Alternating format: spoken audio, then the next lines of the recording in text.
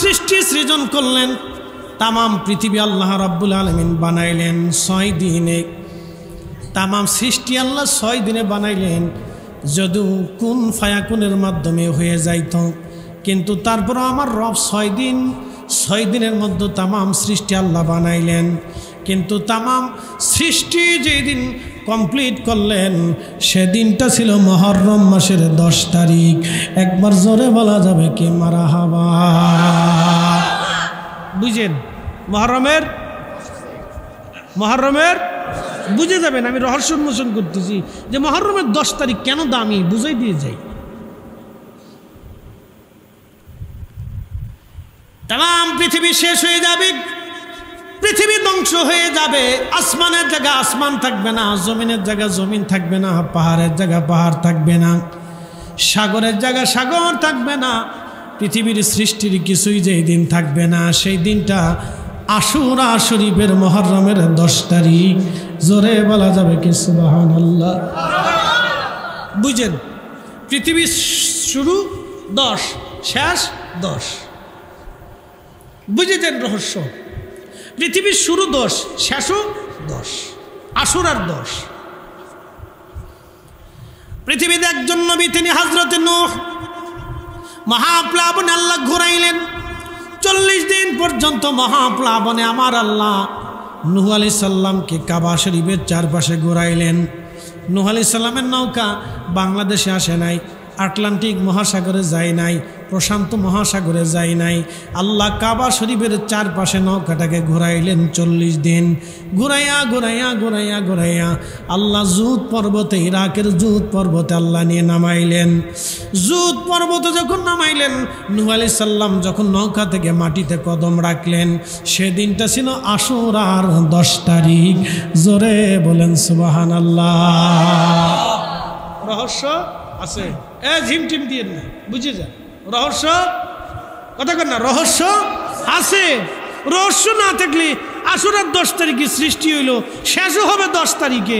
আবার নূহ আলাইহিস সালাম নাজাত পাইলেন 10 তারিখে। নবী হযরত ইব্রাহিম আলাইহিস সালাম নমরুদের আগুনের মধ্যে পড়ে গেলেন। তিনি নমরুদের আগুনের মধ্যে ফেলানো হলো। 40 দিন পর্যন্ত আগুনের ভিতরে এয়ার কন্ডিশন করে রাখলেন আল্লাহ। এই এয়ার কন্ডিশন করে রাখার পরে হযরত সাইয়েদনা ইব্রাহিম খলিলুল্লাহ যেই দিন আগুন থেকে তিনি বের হয়ে আসলেন, সেই দিনটা ছিল মুহররমের 10 তারিখ, আশুরার দিন। জোরে বলেন না মারহাবা। রহস্য আল্লাহ হযরত ইউনূস আলাইহিস সালামকে মাছের পেটে রাখলেন 3 দিন 7 দিন, মতান্তরে 1.5 দিন, কেউ বলেছেন 40 দিন পর্যন্ত পানির ভিতরে আমার আল্লাহ সাগরের নিচে তাকে ঘুরাইতে লাগলেন। 40 দিন পর্যন্ত ঘুরাইয়া আমার আল্লাহ নিনিও উপত্যকায় সাগরের পাড়ে, ওমানের সাগরের পাড়ে হযরত ইউনূস আলাইহিস সালামকে নামাই দিলেন। মাছের পেট থেকে আল্লাহ বের করে নিয়ে আসলেন। সেই দিনটা ছিল মুহররমের 10 তারিখ, আশুরা শরীফ। জোরে কান মারহাবা।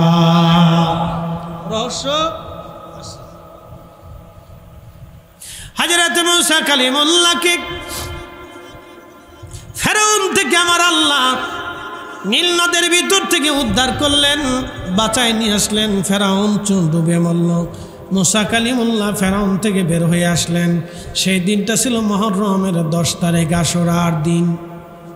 সুবহানাল্লাহ কইতেন না আপনারা? হযরত ঈসা রূহুল্লাহ আলাইহিস সালাম, কোন নবী?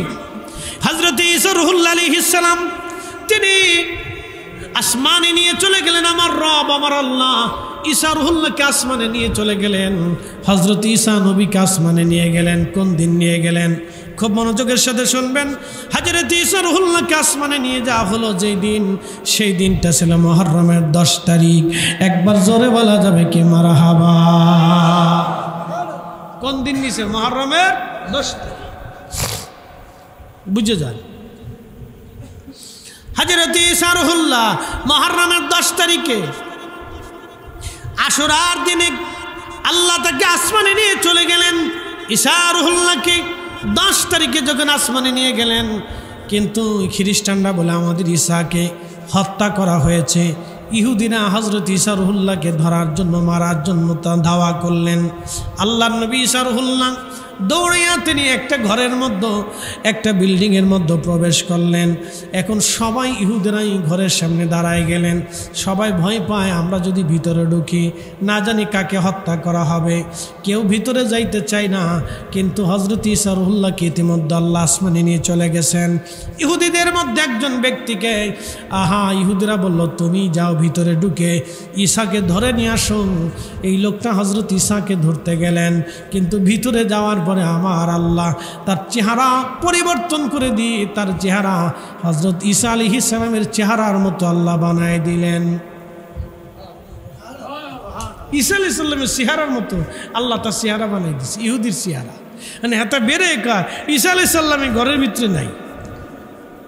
আর ইহুদিরা কয়, আরে বেটা তোর চেহারাই তুই ঈসা, তুই ঈসা।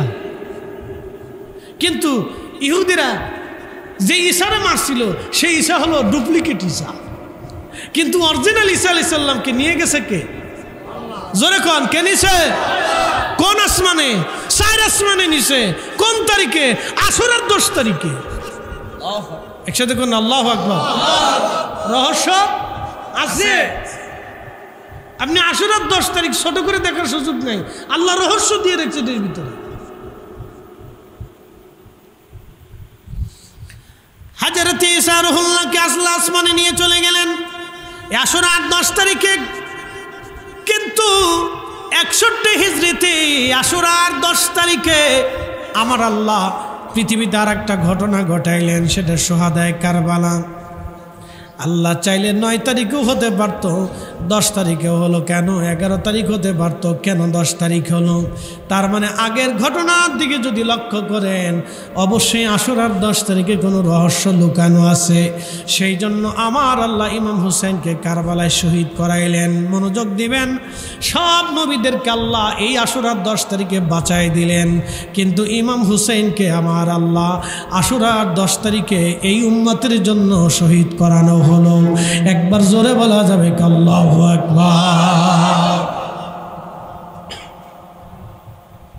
সব নবীর আল্লাহ তরাই নিলেন আশুরার 10 তারিখে, কিন্তু ইমাম হুসাইন রাদিয়াল্লাহু আনহুকে 10 তারিখে শহীদ করা হলো। সব নবীরা নাজাত পেল, কিন্তু আমার রাসূলের আওলাদ ইমাম হুসাইন এই আশুরার 10 তারিখে শহীদ হলো। আল্লাহর নবী শুধু বিসর্জন দিলেন।